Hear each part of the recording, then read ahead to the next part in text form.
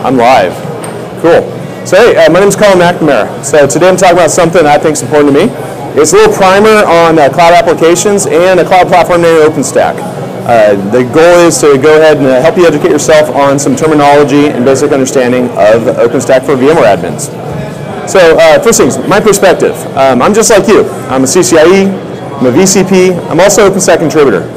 I'm core on a project called OpenStack Manuals, and I'm actually co-founder of a project called OpenStack Training that's part of the OpenStack Foundation. I've been a Linux user since '98 and a VMware user since '99.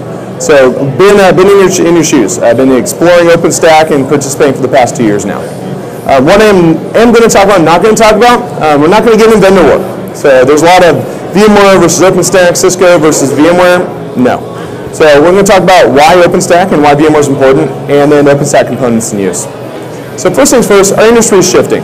Right? We're kind of in this middle of the client-server shift to cloud. It's very similar to mainframe to client-server. These applications that are running this shift, they're built differently. So all the mobile apps on your phones and whatnot, these mobile applications, 40% of them run on cloud platforms, not on operating systems. Even enterprise apps like SAP run on things like Amazon and OpenStack. They're constructed differently and have different requirements from the applications themselves in VMware. Fundamentally, the reliability and availability is provided by the application. So how are these apps built? What do they run on? Why are they appropriate for VMware? Where are they appropriate for Amazon, OpenStack, and others? So first thing, I always like to take an analogy. Stole this from Tim Bell at CERN. So we have a lot of operating systems that we manage here today, right? They're like kittens. We give them names. We check on them every morning. We provide them safe, warm homes, unlike vBlocks, FlexPods, vSpecs, powered by VMware. So these apps are these classic applications, these client-server apps. Serververt provides services for them in VDI. Now there's this whole other class of applications. They're not like kittens, they're like cattle. They all look the same. One gets sick, you kill it. You put them out in cheap open spaces like farms. These applications for like high-performance compute, chipset design, cloud apps, BYOD file services. These run on other things, OpenStack in your private cloud, Amazon publicly, OpenStack publicly, or Google Compute and others. Maybe even now VMware Hybrid Cloud, depending what Nick releases. Important thing to know, only a small set of these applications are new. The bulk of them are existing. So there's a place for both VMware and OpenStack. So let's get into a little talk about what is OpenStack itself. What about it? So OpenStack itself is not a product, it's a project. Fundamentally, it's where code meets community, right? There's over 500 people in the ecosystem, 500 companies in the ecosystem. Companies are all surrounding on the shop floor today. If you're here at VMworld, they contribute code. But more importantly, there's community members like you and me. You might recognize a few of these faces up here. They're individuals that take their free time to work on code that they run their own applications on, or things that they feel important in the community. OpenStack itself, 600,000 lines of code, far eclipsing any of the other platforms. Now the vision for OpenStack itself is very simple. We need to have private, public, and community clouds that operate similarly, provide homes for these applications, and that interoperate in a seamless manner. How OpenStack started? Well, back in right around 2010, 2009, the Mars lander data. Guys at NASA had to have a home for it. So people, when they zoomed in and saw Mars, that was actually going to run on a cloud platform. A guy named Vish, Josh McKenzie, and Chris Kemp, they were working together. Well, they're trying to build it on a platform called Eucalyptus. Vish got really pissed.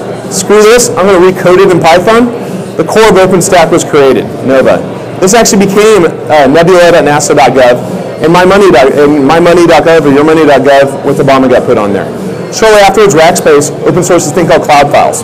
Now nodes we're all in a small world, we communicate, and OpenStack Foundation was formed. A couple years later, last year, or 2011, the first, in my opinion, stable release, Essex, came out. Something you could actually install and deploy. Not good for all applications. Now, August 2012, you actually heard VMware talk about OpenStack. And today, it's cooler than Amazon. They won't shut up about it here at VMworld. It's actually a platform that integrates. So let's talk a little about the system itself. Very fundamentally, while VMware provides homes for operating systems, a stable, reliable, secure home, OpenStack exposes a suite of APIs that you can build applications on. These APIs are consumed by the applications and have three core components of compute, networking, and storage, as well as a very simple web dashboard for an admin to work on, as well as some APIs and CLIs you can do a whole lot of cool stuff on. Now, breaking down into the components of it, first thing first is a compute layer. So this has a lot of similarity to something you use inside of VMware. vSphere, right? vSphere and the ESXi hypervisor. Now, specifically inside of OpenStack, you can use a lot of hypervisors. Most people use KVM, but there's been a lot of really good work that's been going on in the community by VMware, by other companies and individuals to really improve the support of ESX, so you have one consistent hypervisor across the bottom. Next thing is object storage. Now this concept may be a little non-familiar to a VMware admin, but fundamentally it's kind of similar to NFS. You have a file name. It's not transported over NFS. It's actually over HTTP just like a web server. And this is a common component that these new applications are built on. Next, we have a block storage. So we call it Cinder and OpenStack, but the volumes itself, it's very similar to NetApp or a filer, right? Your VNX IP storage, your NetApps or an Exenta, it's a software layer that runs on commodity servers. There's also a set of plugins that you can use to connect it into the unified stores that you have today, using to power your OpenStack infrastructure. Next thing inside of here is Neutron. So a lot of people, there's been a lot of talk at VMware today about NSX and Nicira. So MVP was a product created by Nicira that plugs into Neutron. And the people who created NSX and created Neutron were actually some of the core people that created the network abstraction layer in OpenStack. Dan Winlet reports to Pat Gelsinger at VMware. There's great synergies, and it's really, really great. Now, of course, if you tie that into what you're used to working with as a VMware admin, it's very similar to distributed vSwitch. It's actually really simple. Just an API that you pass parameters to. I want instance A or virtual machine A to talk to instance B or virtual machine B. Then there's a set of plugins that hook it in and apply that policy, either via MVP or what you've now heard as NSX, whether it be plugins via Open Daylight, using OpenFlow and other abstraction layers, or many vendor proprietary plugins to allow you to use the gear that you have installed in your data center to support this new cloud operating system side by side with your existing VMware. Oh, I pressed the wrong button. All right, cool. So the next thing you have here is a simple dashboard. Now, myself, I use Horizon every once in a while. It's great to start with, but you'll find just like VMware, the UIs that you have into your virtualization infrastructure, it's like the vSphere UI. You can do a lot of stuff in there, but if you start to use automation tools, if you start to use maybe PowerShell, or you start to use the ESX CLI, kind of expose a lot of different features inside of here. So a very distinct parallel. If you look at what some of the companies like HP have done, they've actually started to merge how people interact with the vSphere UI and Horizon. So right now, it's best to interact with them separately. You do a lot of things. You in a GUI, start an instance, stop an instance, apply storage, apply networking policy, create users and groups. It's pretty simple. The last thing in here is a shared services layer, right? We call this Keystone inside of OpenStack. So this shared services layer, well, there's a lot of things inside of here. Image storage services like Glance, but I'll focus on one key component, authentication. So we got 2 minutes to go here, so luckily we're wrapping it up.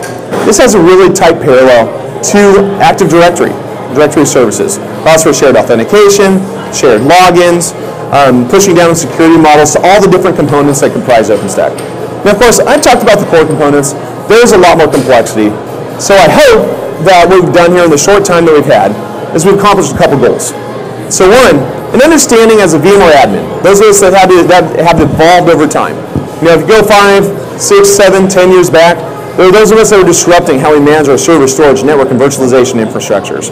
We understood how to provide a new type of service to our developers and our end users. We virtualized, we consolidated, we did things differently, we automated. Well, the needs that drive us to make that change, our developers are asking for different things in these cloud-based patterns, these continuous integration delivery methodologies. OpenStack side by side with VMware is a great tool for that.